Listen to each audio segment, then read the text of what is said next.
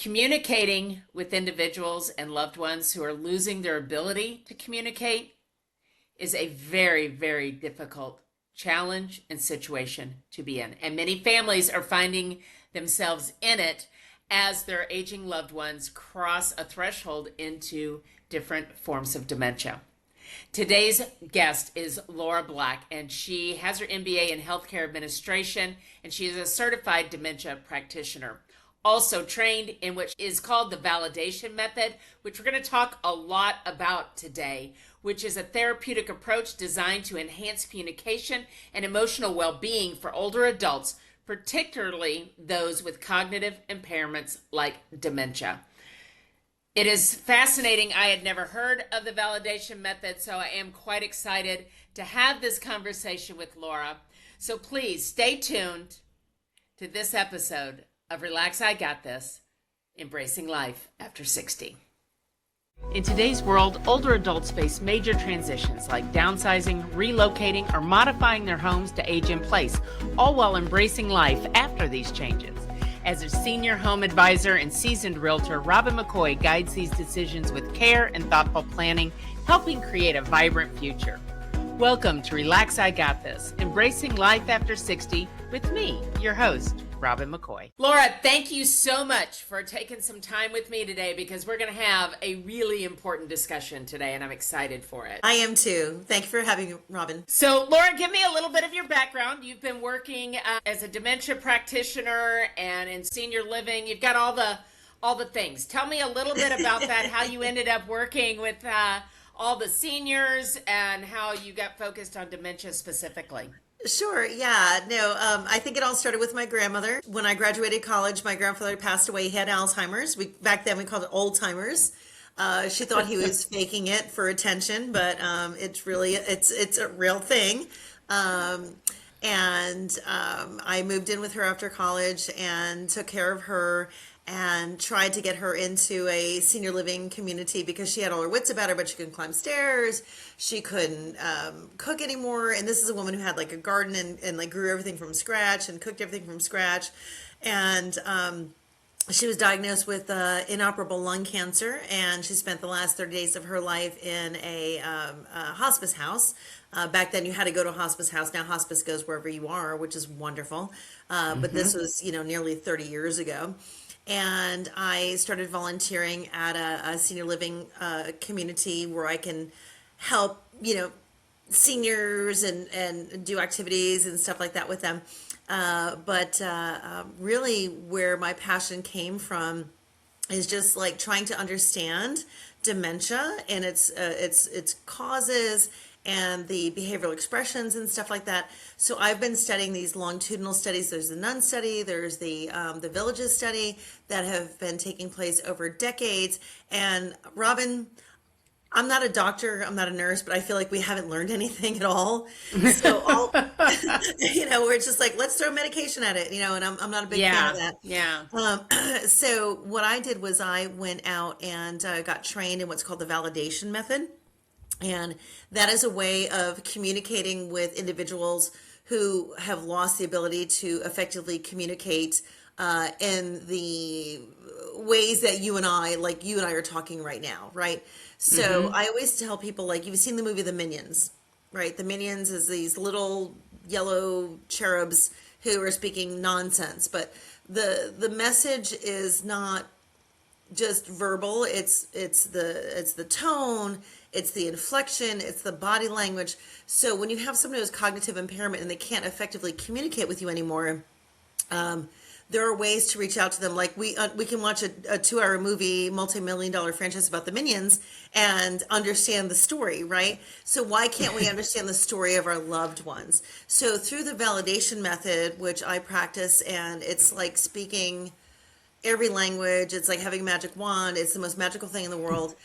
Using the validation method, I'm able to connect with people who lost the ability to effectively communicate and connect with them in a way that understanding what they need, what they're trying to communicate, and building trust. And that's something that I want to share with so many family members who are struggling with, like, oh, Mom, remember we already said that. I'm like, oh, why? And I'm like, no, no, no, no, you're doing everything wrong. So there's a Yeah. way to do it the correct way, and I'm happy to talk with you and share those methods. Well, and that's what I want to talk about today. Conversations are hard enough, right? We talk about having certain conversations early on and doing and planning and all these things. So these conversations are hard enough when all the cognitive abilities are where they need to be.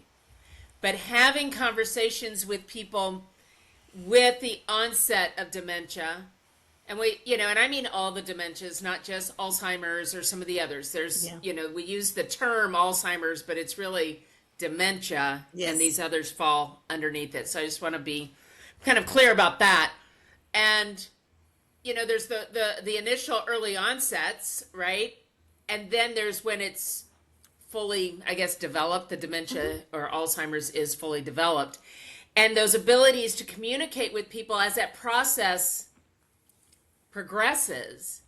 And the things that I think we instinctively want to say, like you just said, oh, Mom, I just told you that. Or don't you remember? And we instinctively want to say that because that's what I would say to you if I just told you something, right? I just told you that. And it's like, Yeah, wrong. and it's such the wrong thing to do. And Yes. and people don't really, they're not being intentional. They're not trying to be whatever that is, right? They're just, They don't know that's any how better. they communicate. Yeah, they don't know any better. And that's what I want to talk about today. That as, you realized your loved one is, like today they think it's 2010 and the president is, Barack Obama. And then 20 minutes later, they know exactly the daytime and everything we just said. And I think that is more difficult than someone that's already, down the road sometimes. So I don't know. That's what, help me out here. Sure, sure. So You when know? people have cognitive impairment, so dementia is the big umbrella, like you said. So there's Alzheimer's, there's Parkinson's, there's Lewy body, there's frontal temporal lobe dementia. There's different types of dementia that fall under the umbrella of dementia itself. Right. So all dementias are different, but they have some similarities. So when people go through the beginning stages of cognitive impairment, aka dementia, I mean, the diagnosis of dementia is literally an autopsy, but there are tests that can be done that show like, okay, well, there's a high probability of this dementia. But everybody who suffers from dementia has the same sort of path in the fact that they're aware of the fact that there are these cognitive changes going on in their mind. And they do what's called masking. When you have a couple, usually, let's say dad has dementia and someone asks dad a question, then mom answers the question. And mom thinks she's doing great because she knows dad can't answer the question. But unfortunately, dad's now like sitting there like shirking further into the background because he's no longer a necessary component of the conversation. So that is the first mistake that people make, and it's the most common. And I would say 100% of people do that. And when I talk with someone when I meet with a couple, and I do a lot of consulting with families, I'll meet with a couple, mom's good, dad's got dementia, I'll ask dad a question, and again, mom tries to answer the question. And I'm like, I want dad to answer because I need to understand how is he receiving the information? How is the information being processed? How is that response coming out? That tells me so much about where they are in the spectrum of dementia itself. So again, that's masking. When you have someone who is by themselves, unfortunately, again, they're aware that they have these changes in their mind, and they're going to do everything they can to avoid you, their adult children, their friends, family from discovering the deficiencies that they're experiencing. So there's a social withdrawal. With that social withdrawal, it increases the cognitive decline exponentially, because now it's just like if you're an athlete, you work out, lifting weights. I stop lifting weights, my muscles are going to atrophy. It's the same thing with the mind. Yeah. If we're not exercising our mind, we're not socially integrating with our peers, there's going to be a decline. When you have dementia, that decline is just going to grow exponentially. And because they don't want you to know that they have this decline, they're unfortunately isolating themselves socially, which is accelerating that decline. So that's a huge problem. And then when you do again have the spouse is like, oh, I can take care of my husband in sickness and health till death do we part. The guilt factor is so over the moon when you have a spouse who's got dementia. They don't want to do anything except take care of their person. When you are taking care of your loved one, you have a choice. You're either the spouse, adult child, or caregiver. You cannot be both. So when a spouse is taking care of their loved one, when a spouse, I'm taking care of my husband because he's got dementia, I'm no longer a spouse. I am the caregiver. And statistically, 70% of caregivers, the spouses who are healthy, die before the person they're caring for. So it's a huge problem. So I'm a huge proponent of let's get you support. Let's get you into a assisted living community where you can have 24/7 care available. You can go back to being a spouse or the adult child, and your loved one is getting the care that they deserve. But it's a hard sell. I mean, people are like, I'm giving up. I'm like, it's a home. It's all the things. So it's very, very challenging.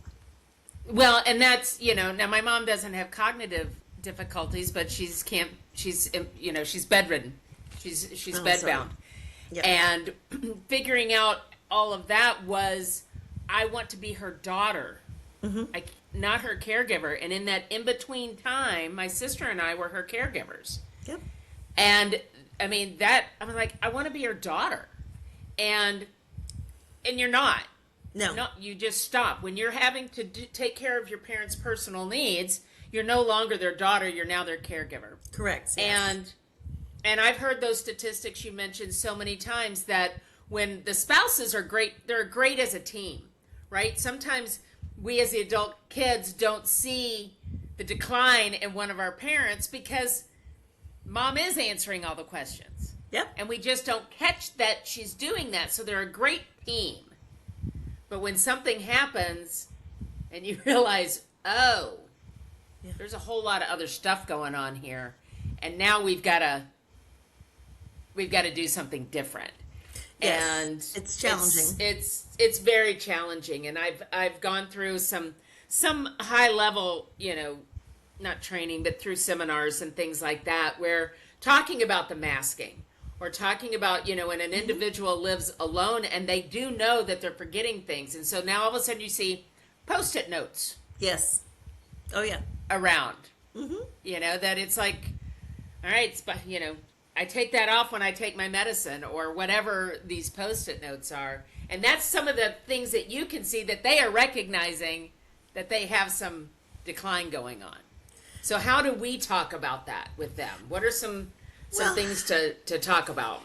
That's the big challenge, because a lot of times, I work with a lot of adult children. And adult children, usually there's like one who's kind of involved, hypervigilant, in like checking on mom, bringing groceries, doing that sort of thing. And then you've got like the son who's the power of attorney, who lives in another state, who doesn't know what's going on. And there's a lot of denial. And I think the denial is a protective measure, because when you're looking at your parents, these are the people who raised you. Yeah. You don't want to see especially with dads. Oh my God, it's so hard with dads, because dads are so strong and so stoic. Yeah. And, to see them not flourishing, a lot of times with the kids, it's a lot easier to just be like, oh, no, they're fine.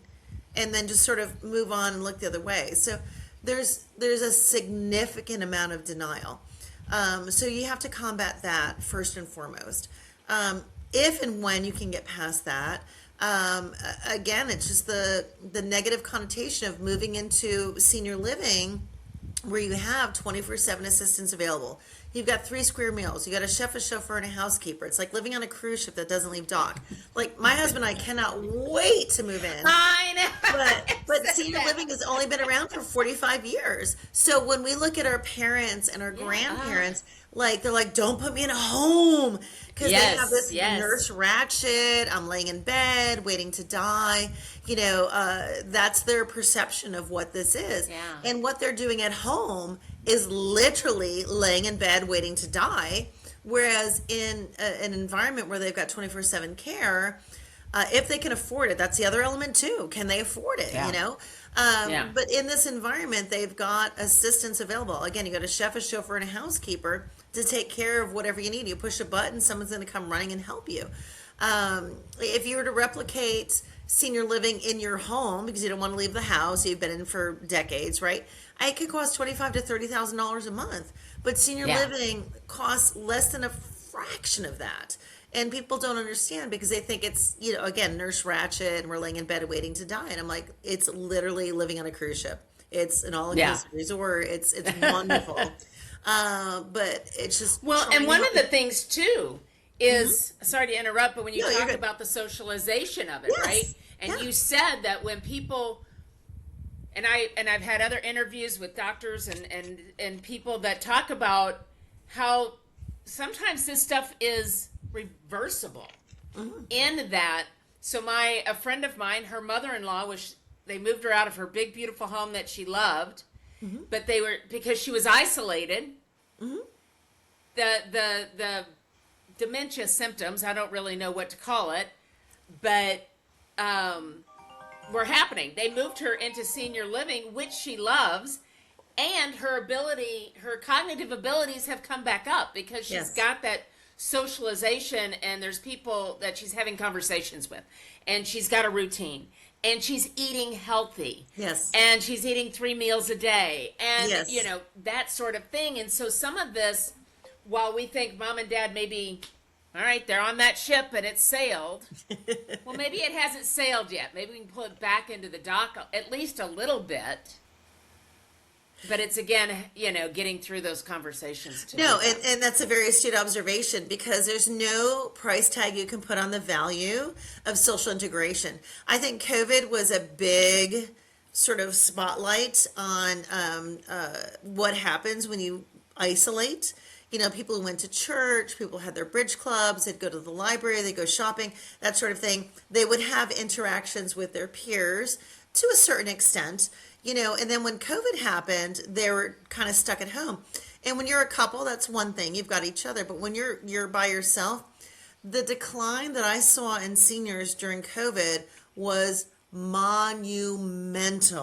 It was just awful. Like you would see someone sort of going like this, they just dropped off the planet.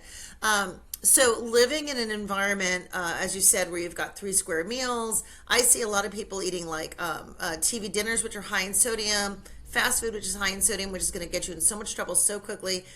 But having 3 square meals, healthy options, even if you only come to the dining room for meals, that's your only social integration, it's still 3 times a day you're having a conversation with a peer. So that's critically important to maintain one's overall wellness, like having a reason to get out of bed, having a sense of purpose. Even if you have cognitive impairment, we don't want you just laying in bed or watching TV. And a lot of people with cognitive impairment watch TV. They're just sitting there doing nothing because they have nothing else to do. They have no sense of purpose. But they're still in there. They had a career. They had a life. They have interests. Those don't go away. They are still there. You just need to tap into them and help them feel like they've got a sense of purpose so they have a reason to wake up every day and engage and interact and look forward to the day ahead. I've seen people who are in, let's say, assisted living and they have dementia and they, self-isolate. And then we're like, okay, family, it's time to move mom to memory care. So move to memory care and all of a sudden they're like, hey, hi, how are They feel validated, they feel safe, they feel heard, they feel understood, they're comfortable. It's just a huge difference. I mean, it's like night and day from like hiding in a closet basically to just being on the showroom floor, welcoming everybody who walks into their, into their arena. It's incredible. Downsizing doesn't have to feel like a loss. It can feel like freedom. I'm Robin McCoy, and every month I host a free webinar called The Gentle Transition, Downsizing with Peace, Purpose, and Dignity. Whether you're planning your own move or helping a parent through one, this webinar walks you through the process in a way that's calm, human, and full of hope. Registration is free. Just click the link in the show notes, and I'll see you there. Yeah, and I've just seen it, and I've in my clients and in their families, and in it's just it's challenging, and as our loved ones are going through this process or this journey or this path, right? We were talking before the show started, some of the things that we say, and one of them that I've heard, it's like maybe, her husband has passed away, and she says, well, when's Bob coming back? Or where's Bob? Yeah. Where is he? And he's been gone, he passed away 5 years ago, 10 years ago. And when when the person in the room says, well, Bob died 10 years ago. Mom, Dad's been gone 10 years. No. Now you're shaking your head and you're saying no, and I know why you're doing that. But tell us why you're doing that. Okay, so people with cognitive impairment go through 4 stages of resolution. And I have my dementia support validation tips and techniques, Instagram, Facebook, TikTok, that people can follow me. But anytime someone with cognitive impairment brings up something, they're literally in the process of trying to resolve regrets, traumas. They're reliving their experiences from their past in a way to resolve them so that they can die in peace. Literally die in peace. So we've all lost somebody. Okay, my father died of a traumatic brain injury at age 76, and I didn't get to say goodbye to him. I didn't get to have, there's so many conversations I'd love to have with my father, I can't have. So that is something that's going to sit with me. So when you have someone with cognitive impairment who's lost a loved one, there are, they've been together for decades. There are conversations. They miss that person. So on some level, they know that their spouse has passed, but we can't correct them. We can't say, oh, Dad died 10 years ago. Because in that moment, Mom does not realize that Dad is dead. You don't want to inject that trauma on that person in that moment. So with the validation method, quite simply, there's several steps, but just to give an overview, you want to, for your viewers, if anybody who meditates or does yoga, you want to be like an empty vessel. You want to be open to receive whatever your loved one is going to throw at you. Okay, like where's Dad? Where's Dad? Where's Dad? Or where's my husband? And you also want to mirror their emotions. This is critically important. If you've got a loved one who's crying, you need to cry. If they're smiling, if they're whatever emotion they're experiencing, you need to mirror that emotion, because when they see on your face what they themselves are feeling, the connection is powerful. It is so powerful, and it creates this connection of trust. They may not remember who you are. I mean, I've validated people who are not my relatives. I validated just random people with cognitive impairment. I had this one woman who was crying. And I'm like, oh, it makes me so sad when you're sad. And she goes, I don't believe you. I started crying. She went like this. Because I mirrored her emotion. Yeah. And the trust was, a bridge was connected right then and there. So You have to mirror their emotion. If they're leaning in, you lean in. If they're smiling, you smile. If they're crying, you're crying. If they lean back, you have to literally be a mirror of that person. So when they say, where's dad? I want to see dad. You don't say dad has died. You just say, if dad were here right now, if your husband were here right now, what would you say to him? Because there's something she needs to say to her husband that has not been said, or she feels, we all have lost somebody, and you think about, what's the last thing I said to this person? Right. I got into a Right. fight with my mom, and then she got hit by a car. And now I've got this guilt of like, that's the last thing, but I want my mom to know that. So that woman that I validated, who was crying, after we spent about 45 minutes together, trying to discover what was her concern. And ultimately she said that she was upset because she didn't think her parents, who are dead, her parents didn't know where she was. And I said, well, what would you say to your parents if they're here right now? And she said, I love them and I miss them. And I said to her, your parents love you and they miss you too. And she said, thank you, thank you, thank you, thank you. And she never cried again. This is a woman who cried every single day until I validated her. So you Wow. just have to discover, you don't ask why because they don't know why. You don't say remember because they can't remember. You just have to ask them open-ended questions. I want to go home. So asking to go home, that's the big one, right? That's a Asking to big go one. home. That's a big one. Yeah, it's huge. So they are in that moment not feeling safe. They're not feeling comfortable. So they need to feel safe and comfortable because in home, they can live in their house with their husband for 30 years in Colorado, right? But they grew up in Louisiana. So home could be that home in Louisiana because that's where I felt safe with mom and dad in Louisiana. So what is home to them? So you just ask them like, I want to go home. I want to go home. I go, okay, when you get home, what are you going to do when you get there? You have to ask, it's counterintuitive, but you literally have to ask open-ended questions like it's an interview. It's not a yes or no. It's Well, it's open-ended. kind of redirecting them too, right? It's getting them thinking about, well, I'm going to go play with my dog, or I'm going to clean my kitchen. Yeah, exactly. So I redirecting is a trigger for me because a lot of times Okay. people will be like, I want to go home. Okay, we're not going to go home now. Let's have dinner and then we can go home tomorrow. That's redirecting. Oh, Okay. okay. So it's not truly redirecting. You're resolving. You need to resolve. Okay. Validation is a way to resolve whatever issues they have. If you redirect, okay, we're gonna have dinner and we'll go home tomorrow. That issue is not resolved. It's gonna come up again. So until you resolve that issue, it's gonna come up. It's gonna come up. It's gonna come up. So you have to figure out what they're trying to accomplish, so that you can help them resolve the issue that they're having, and then redirection is not necessary. And then they can move on to the next issue that's of concern to them. Because again, they're reliving traumas, regrets, to try to rest in peace. So again, the home is usually an indication again that they're not feeling safe or comfortable.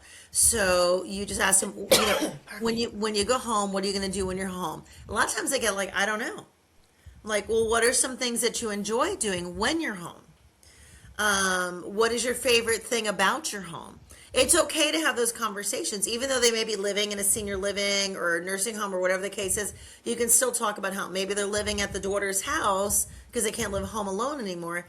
So we talk about that. So you just ask those questions, and then where their responses are directs you to the next questions. It's kind of hard unless you have someone here because everybody's Yeah. different. Yeah. Usually, home is like a feeling of not feeling safe or safe or secure. So you want to discover a way to make them feel safe and secure in their current environment, because again, redirecting them may be like, okay, look, a bird, but then they're Yeah. going to come back to it. They're Yeah. totally going to come back to it Because it until didn't. it's Because it's resolved. on a loop until it's It's on resolved. it. 100% there. is on a loop until it's resolved. So redirection, unfortunately, does not work.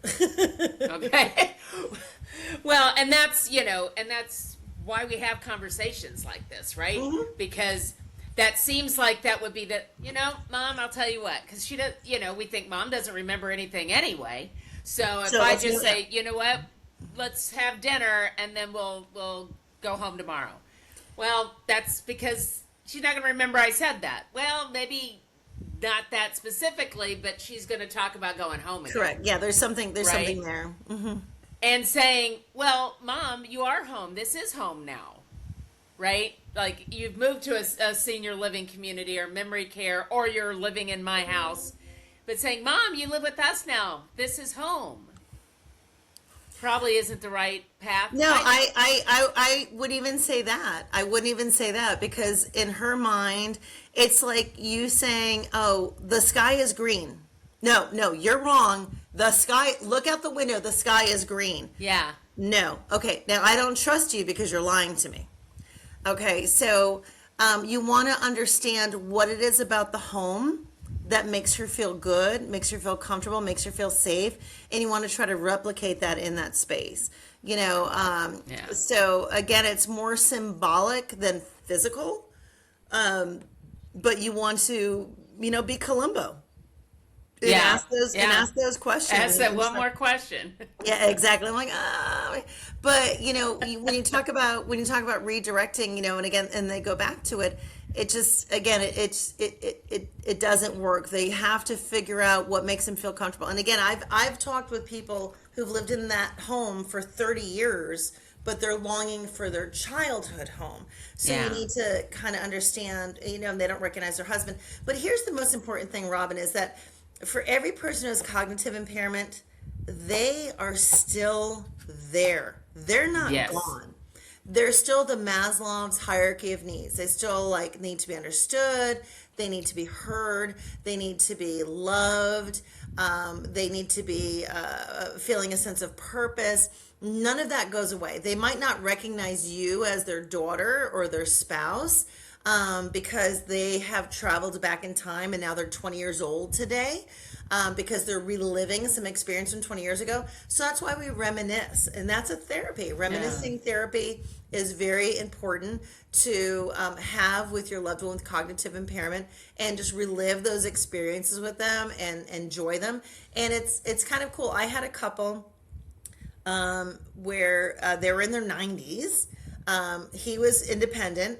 She was completely gone mentally, physically in perfect shape, which is challenging. When you're physically in great shape but mentally gone, people are like, oh, they can stay home. Like, no, staying home is the worst thing that can happen, but I'll put a pin in that. That's a whole nother story. Yeah, definitely put him in memory Yeah. care. But he, the family, she didn't remember the kids anymore. He was really worried she was not going to remember him anymore, but they had been together since they were 14 and 16.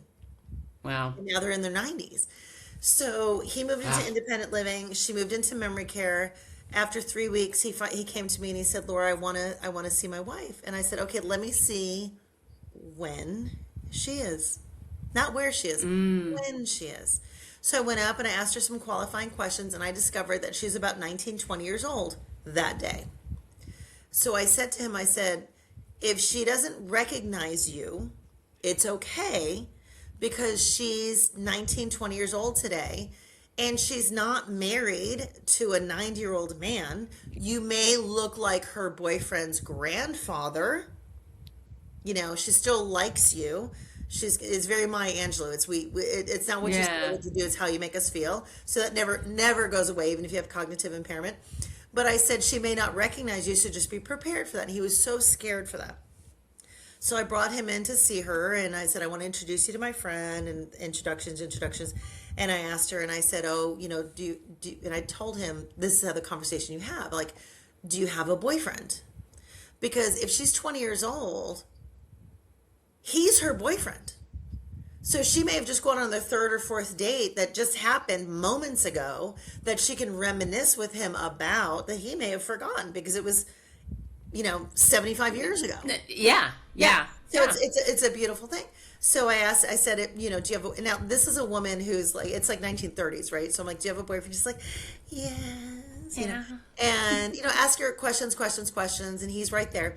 And I said to her, I go, I said, again, asking about her boyfriend, and she did the most amazing thing I've ever seen in my life, and often the story brings me to tears. But she reached her hand out and touched him at 20 years old, put her hand on her husband, and said, "This is my boyfriend." Oh. It was the most beautiful thing. And I said to her, I go, "Do you think you'll get married?" And she's like, "Yeah, I hope so. And then he goes, "And we did get married. We had 2 kids." I'm like, no, she's not there yet. She's 7 years old. We gotta slow down. So it was wonderful. And one of the things we discovered about her, like, there's the people sundown. And sundown sounds like, I'm falling asleep and I'm just napping. But sundowning is like Mardi Gras in New Orleans. It's like these people are like, "Hey, what's up? We need something to do." So she would sundown every afternoon, and we couldn't get her to settle down to sit down for dinner. And one of the things that she and her husband loved to do was just sit outside and enjoy nature. So every day he would come up from like 3 to 4. They would sit out on the patio, hold hands, look at the birds, the flowers, whatever. And then he would lead her into the dining room to sit down to eat. And that was like a therapy we actually introduced because that worked for that particular family. Like everybody's different. You need to discover what works for them. But it helped her with her behavioral expression because she was always just very manic because she didn't know what to do with her energy, and she was, missing her husband, but she couldn't articulate to us like, "Oh, I would love to spend time with my husband." So we were able to figure that out. And help that is huge. Yeah. I just had this kind of thought, because when you've got people that are in memory care, and often they become, like you just said, manic or combative. They get tagged as combative, right? When really they aren't being combative. They are just confused, unsure. They've got emotions. Yes. That they don't necessarily know what to do with. Correct. And when you can figure out what it is, and if it's simply bringing her husband for an hour from his apartment to hers for an hour, yeah, and all of a sudden that goes away. Yes. Yeah. I mean, it's taking, like you just said at the beginning, we're throwing money at this, or medication, I should say. We're throwing medication at everything. Yeah, no. We're putting labels on people. We're doing all these things when really, if we would just understand it a little more, recognize what she is going through. And again, everybody's different and places are shorthanded, and I get all of that. And yet, these people are in your care. Let's see if we can figure out what's causing the anxiety, and is it something simple to help her? Absolutely. Yeah, I had another lady, and she's very anxious and distraught. And I'm like, "What's going on?" She's like, "I can't find my paper. I can't find my paper. I need to find my paper." I said, "Okay, let me help you find your paper. Where did you see your paper?" "Oh, in the dining room." I said, "Okay, well, let's go together to the dining room and look for your paper. Where did you see your paper last?" "Oh, over here." "Okay, well, it's not there." Now the paper was her husband. She's just not. She's just, and that's the thing. The word's not there. She's lost the word. Not there. The words are not there. And her husband always sat in his easy chair in their apartment. He never got out of that chair unless he came to dinner. So I said, "Okay, well, the paper's not here. And I after talking to her, I figured out, okay, it's not the paper. She's looking for her husband. It's just the wrong word. And you have to be Columbo. You have to figure this stuff out. Yeah, and people don't know that either, too, right? Correct. That they lose the word husband and it just comes in as paper. Correct. Yes, exactly. Yeah, I had another lady, she would looking for her husband, but she would use her dog's name. "I'm looking for Ginger. Where's Ginger?" Ginger was the dog, but she was looking for her husband. So I walked her back to her apartment, and her piece of paper / husband was sitting in his easy chair. And I walked her in, and she's like, "Oh, good. Okay, here it is. Okay, I'm good." And it's just trying to, solve these mysteries. Honestly, I would love to be the Oprah Winfrey of people with dementia. Like, it's the most fascinating work I've ever done. I love talking to them. I love trying to decipher what they're trying to resolve and, solve these mysteries and stuff like that. It's the most incredible, fascinating work I've ever done in my life. It's amazing. Well, bless you, because that takes a lot of patience and a lot of understanding, Yes. And I think, Fortunately, I have not had to go through that personally with my parents. We lost my dad to cancer, and my I'm sorry. mom is cognitively, she's going to be 90 on the 1st of July. She is about to turn 90. Wow. And I always say that if she could walk, she'd be killing 90 years old. So I've had my aunt and uncle, and so my cousins went through it with their parents, but I just see what it does to families, and they don't know Yeah. how to manage it, and they are scared, they're frustrated. We Are One Heart is a 501c3 nonprofit organization dedicated to bridging the gap between the needs and resources of low-income seniors and veterans. Rooted in compassion and love, our mission is to provide housing, living assistance, and access to critical resources that ensure dignity and support for the elderly in underserved communities. At the heart of We Are One Heart's work is the belief that every individual shares a common humanity, a heart connected through love and care. We are committed to creating a future that honors those who have shaped the past by offering programs and services that enhance their quality of life. For more information or to donate, visit wa1h.org. That's WA, the number 1H.org. I heard a story. I was in a senior living community, and one of the caregivers, CNA, was telling a story about how a husband had said to her, I don't know if I can even come. I don't even know why I come. She has no idea who I am. And she doesn't speak. And, she had ceased. And all of a sudden, his wife was over here humming a tune. Mm-hmm. And it was A Bushel and a Peck, that song, A Bushel and a Peck. And she was humming it. And she says to the husband, she says, do you hear her? Yeah, that song, we used to dance to it. She only hums that when you're in the room. So that goes to your point of they are in there. Yes. They know, there's just a very thick glass wall between them and you, and it's not clear, and they can't get there, but they know they love you. Yes. Oh, 100%.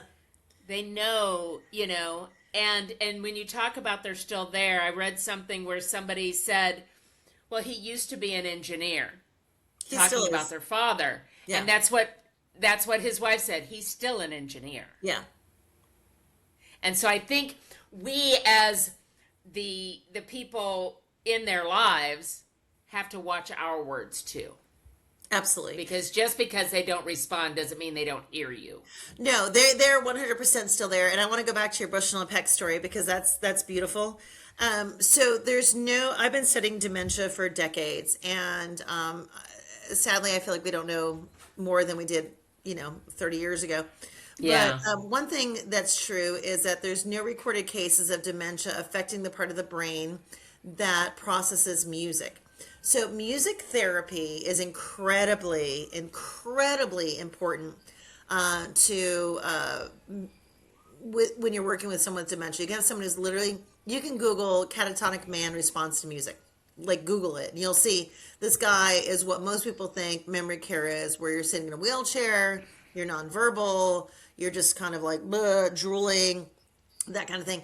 But they put headphones on this guy, played his favorite song, and he's like, oh man, I love that song. It's like a switch going up. And this is a guy who did not talk, and now he's like having a conversation. So it's like a switch going off. So that Bushel and a Peck, if you go back to that family, and I would love to meet that family, if you go back to that family, if the husband knows the words, he should go in and visit with his wife, embrace her, and he should sing that song to her, because she can no longer I got goosebumps. She can no longer communicate with him, but that song, I mean, you think about, like, you hear My Heart Will Go On. We all hear it's Titanic. There's room for Jack on the the thing, but it was her story, so he had to drown anyway. Yeah. But I mean, if he goes in and sings A Bushel and a Peck and embraces her, she'll be so joyous because she's trying to communicate with him.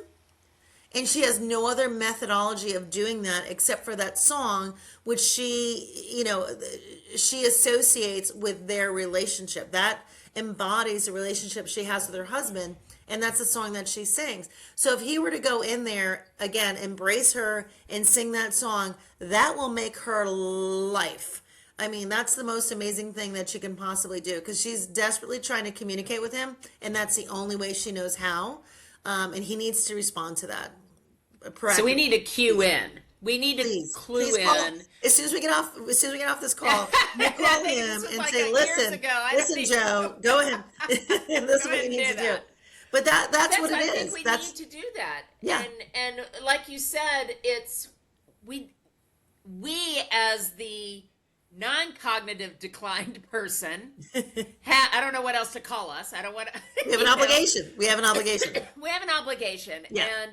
and it's to do our best to get through to them versus them getting through to us. I think is what I'm trying to. She's desperately trying to connect with him, so hopefully that'll work. But I already told my husband, I'm like, if I have cognitive impairment, I'm like, this is my stack of things that I need. Get a girlfriend. I'm always going to be attracted to you. Just come and visit me. Come and visit me, and give me a hug, and that's fine. I'll just do my own thing. But this is the list of things that I need to keep me busy, and I'm good. I get it. It happens to unfortunately the best of us. Well, and that's what it is, like this list of things, and going back to people that are combative, right? And you're trying to feed them something that they hate, but you don't know they hate oatmeal. I've used this example before, right? The oatmeal. It sounds silly, but it's like, Mom, this is good. Why don't you want to eat this oatmeal? Not realizing Mom has always hated oatmeal, but now she can't tell you she hates oatmeal because she's unable to speak, but she's doing this and resisting the spoonful of oatmeal, and now she's being difficult. So it's those things that it's interesting. And when someone comes to me with a situation like that, I say, do you have kiddos? Have you ever had children? So when you had a baby, your baby's crying. Is my baby hot, hungry, tired, wet, in pain? You have to decipher what message they're sending to you. And, maybe Mom loved oatmeal all her life, but now she doesn't like it anymore. Like, I hated applesauce when I was a kid, but now I love it, So it just depends on what's going on. So they're not able to communicate with you. So again, the message, go back to the Minions. 9% of the message is verbal. 91% is nonverbal in tone. You've got a multi-million-dollar franchise of nonsensical conversation that we all can follow, and we do. So why can't we implement those rules to our loved one? If you're trying to feed someone, they're like, okay, that means no. Don't force it. You know what I mean? It's like, it's 101. That shouldn't be too difficult to figure out. So you just got to see and I always say, like, if you're over 65, your mom's not in the room, you can eat your dessert before your supper. So it's just, at this point, if you're 90 years old, you've got dementia, you can't verbalize anymore, just eat cake. It's good. Yeah, it's fine. You'll be fine. It's not all going to hurt you at this stage of the game. It's not going to hurt you. Breakfast is not going to hurt you. No, exactly.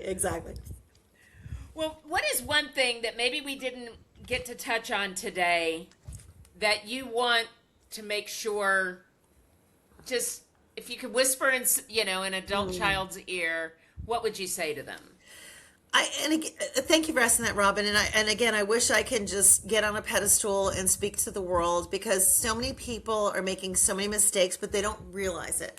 And I don't want them to be like, oh my God, I screwed up. I should have known better. I'm still learning every day. I've been studying dementia for decades, and I'm still learning every single day. But, my grandmother, when my grandfather had Alzheimer's, again, they called it Alzheimer's, she said he was faking it for the attention. And people just don't understand. And in this AI technology world, Google, you can research this stuff. I just want people to have a better understanding of what dementia means and how can you best support your loved one who's suffering from dementia. And I'm a huge advocate, as I mentioned, of the validation method, because saying remember or asking why, or you already told me that, And then you've got the kiddos again who are in denial. Oh, mom can bathe herself, dress herself, and she can still drive a car, but she can't tell you what day it is or who you are. I'm like, yeah, we're in trouble. Yeah. And that's the biggest problem. Like, they think you have to be catatonic in a wheelchair and drooling before you move into memory care. Like, if you cannot no longer self-direct your day, if you're hallucinating, and that's a big thing too. Like, if there's a hallucination, like, oh, those guys over there, there's no one over there. There's no one over there. What do you? Now I don't trust you because you're defying what I'm saying. So Yeah. instead of saying there's no one over there, like, oh, who are they? What do you think they want? Where did they come from? What do you think we can do? Where should we go? How can we protect ourselves? These are the questions you need to ask instead of denying your loved one of their reality. And so many of us every day, because we don't know any better, are denying our loved ones of their reality, which is causing more agitation, which is causing more frustration, which is reducing trust, which is causing more confusion and just making matters worse. My goal is to make, the situation as tenable as possible. I'd love to keep people at home as long as possible, but it's just not viable after a certain period of Yeah. time. So I just want to help people understand that there are resources out there that can help you. You're not alone. There's dementia support groups. There's adult daycare. There's different things you can do. There's different therapies that you can employ versus just drugging someone, because you medicate them, they get drowsy, they forget that they need a walker, they get up, they fall down, they break something, they go. I always tell the story of George Burns, 100 years old, smoked and drank every day, fell in his bathtub, broke his hip, died of pneumonia within months. And when you have cognitive impairment, you're 4 times more likely to fall than someone who does not have cognitive impairment. So, these folks are on a fast track to the danger zone, and their loved ones are ill-equipped to support their loved ones. They're just ill-equipped, and they think just because we're married, I'm going to take care of you, or you're my mom, I'm going to take care of you. You could still wipe your bottom and flush the toilet, so you're okay. Not necessarily. Yeah. I just want to help as many people as I can. So just want to get the word out, and anybody can contact me. I'm happy to come and validate their loved ones in their home or help share the techniques. I've got there's a church in Plano that has a adult daycare. I'm doing a training class next month to show them how to validate, because they do one-on-one matchups with people with dementia. So I'm going to train them in the validation method so they can help these manage these behavioral expressions so that they can have a more comfortable experience in that environment. That's amazing. And I haven't heard of this validation method. Of all the people I've talked to, and I talked to a lot of people on a lot of things, and I haven't heard of that before. And I think that can really help a lot of families as they're stepping through this gateway that we have so little knowledge of. We got knowledge, but like you said, you don't think we've learned anything in 30 years, and it's challenging, and nobody can prepare for it. Nobody can predict it. My mother wonders why her younger sister and older brother, how did she get skipped? I said, I don't know, but I'm grateful that you were. Yeah. So we can't predict who's the target, and yet we can learn what we can do should our loved one Sure. hit the path. So we're going to have all of your contact information, all the things that you sent to us. We're going to have that all in the show notes and all of that, so people do have these resources. She is here in Dallas for my my listeners that are in the DFW area. She is. A lot of my guests are all over the country. So she is actually, I met her at a seminar I was doing in Coppell. So she is here, and she is local. As she mentioned, she's doing some validation training at a church in Plano. So I'm sure you can reach out to her if there's something, if your organization might be interested in having some of this, this information brought to them. And I'm happy to speak. I've been a keynote speaker at dementia symposiums. I'm happy to come out to dementia support groups. I've spoken, given step-by-step instructions on how to implement the validation method. All that's fine. A frequent flyer with American Airlines. I can fly anywhere. I'm good to go. So I like to travel. Available, online, that sort of thing. But I'm just happy to help Awesome. people. And just Google. It's Naomi Fell, Feil, who developed the validation method back in the 80s. Her parents owned a skilled nursing facility, and back then they would have people who are sort of run, across the spectrum as far as mental disabilities, that sort of thing. So she grew up in a nursing home, and she was able to develop this method, which I wish more people knew about. I appreciate you saying you've not heard of it, but it is something that's been around for nearly 40 years, and I wish more people knew about it. And my goal is to spread the word and help people to understand. And so many loved ones caring for their parent or spouse with cognitive impairment are just really struggling. And I feel like this is just such a key. It's literally like being able to speak a foreign language, and it's the most magical experience I've ever had in my life, validating someone and making that connection and helping them get through that resolution that they're trying to manage. It's incredible, and anybody I can help, I'm delighted to do it. Just reach out. Happy to help. I love it. I love it. Well, thank you for taking, your time today and sharing what you know and just giving these little tips. They're not hard. So many things are simple but not easy, right? It's a simple thing, but it's not easy to do in the moment. So Yes. I appreciate you kind of showing how easy that can be if you just kind of retrain your approach. So thank Absolutely. you so much for spending your time with me. My pleasure, Robin. Thank you for all you do. You're an amazing resource, and I appreciate you so much for your time. Well, thank you. And thank you for tuning in to another episode of Relax, I Got This, Embracing Life After 60. Please make sure you hit that share button. These are important conversations, and we'll see you next time. Have a great day. Thank you for joining me on Relax, I Got This, Embracing Life After 60. I know that time is our greatest asset, and I appreciate the time that you spend with me. If you're finding the information on this podcast useful, please subscribe to the channel on your favorite platform so that you never miss another episode. Don't forget to go to our website where you will find additional resources, downloads, and coaching programs. Once again, thank you so much for tuning in, and we'll see you next time on Relax, I Got This, Embracing Life After 60.